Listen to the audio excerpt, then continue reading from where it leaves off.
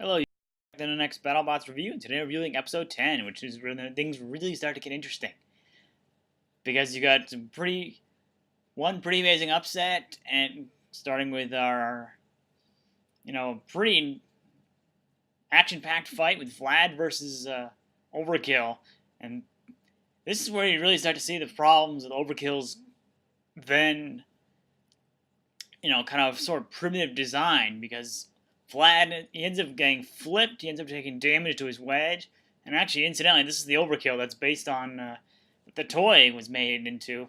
Although it's a lot more rigid than Overkill's actual wedge was back then, because it was crumpled really easily. And then after that, once Overkill got kind of inverted, he basically had no chance of winning this fight. Vlad basically had total control of the entire fight. Overkill really didn't have a whole lot of offense anyway, but this way, he pretty much had no offense or defense because it got to the point where because the way he was flipped, the wedge got inverted inside out, and then the weapon couldn't actually be used. Vlad had total control of the entire fight, but it ended up being really action-packed because not only the hazards came into play, Vlad, of course, his speed and power came into play, so it was a pretty dominant performance by Vlad. I don't know how many people thought Overkill was going to win that fight. I think at this point, we had not really seen Overkill prove itself. I mean, it didn't really do a whole lot against Frenzy. I think it was the only other fight that made it on TV at this point. It was definitely a sign of things to come for the future. And then we got Punch-Out versus Gamatron, which was probably a little bit more evenly matched, only because Gamatron was a walker.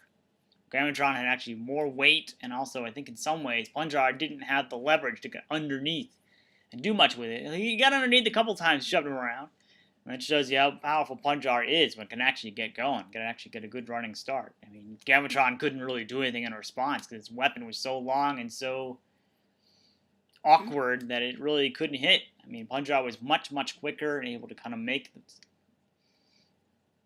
come at him, back away. He could literally time his entire fight against Gamatron. I mean, Gamatron stayed upright, almost got tipped over before it was ended up going to the judges. But of course, it was pretty clear. It should probably have been a lot clearer, I think, because Gamatron didn't really do much of anything in that fight.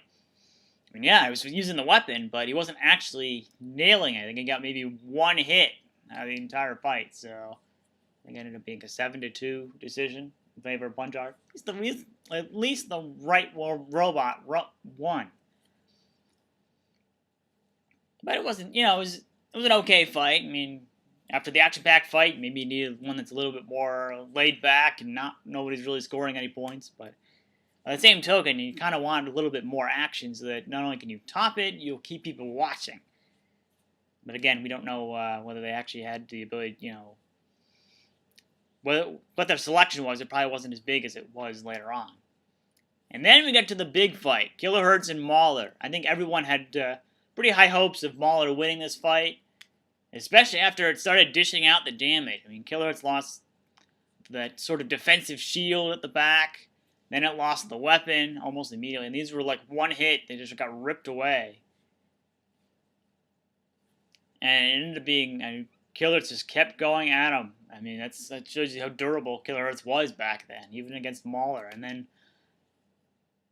inevitably, I'm sure if it had gone to the judges, Mauler would have won that fight. Because Kilohertz would surely gotten some points. It probably would have maybe a 6-3 decision. But it would have definitely gone to Mauler. Unless Kilohertz could have gotten underneath, stopped the weapon entirely, and flipped it over. But I think it would definitely have had a pretty good chance of going to Mauler in that one, because Kilohertz had no weapon after that, and it hurt them, and it hurts them in their next fight. We won't get into too much detail on that yet. That'll probably be next week or the following weeks, or it'll be a future review for sure.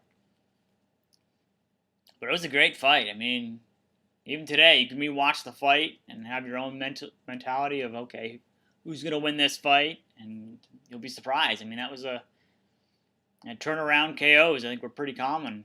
It's still pretty common today in robotic combat. One bot is dominating and then stops working, it gets flipped. The other guy pulls out a victory. even though they were losing that fight, the vast majority of the fight. It's not how you start. It's how you finish. Of course, if you finish with both bots still moving, you're probably going to lose if you were dominating that entire fight. But if you manage to win before, if you can avoid a judge's decision, you'll win. You'll pretty much win by that standpoint, as long as if you were losing and you knocked the other guy out before you can go to the judges, you're gonna win. So, wasn't a bad episode. I'd say it's definitely an improvement over definitely some from the first couple episodes and stuff like that. So yeah, that's my review on episode 10 of BattleBots Season 1.0. Thanks for watching.